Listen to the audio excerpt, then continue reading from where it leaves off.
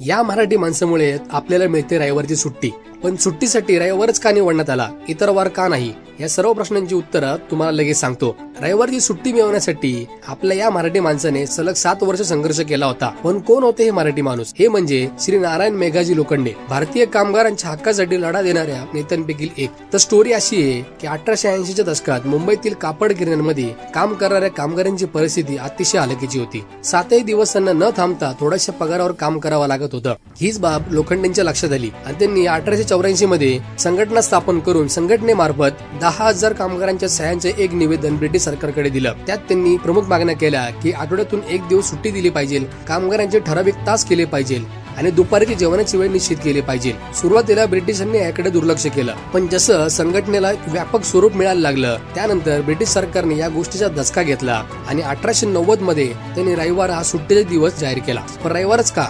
तर ब्रिटिश अधिकारी आणि इतर ख्रिश्चन धर्मीय व्यक्ती रविवार हा दिवस चर्चमध्ये प्रार्थनेसाठी राखीव ठेवत असत. त्यामुळे हा दिवस सुट्टीसाठी योग्य मानला गेला. तर पुढच्या वेळी रविवारची सुट्टी एन्जॉय करताना आपल्या या मराठी माणसाला थँक्यू म्हणायला मात्र विसरू नका.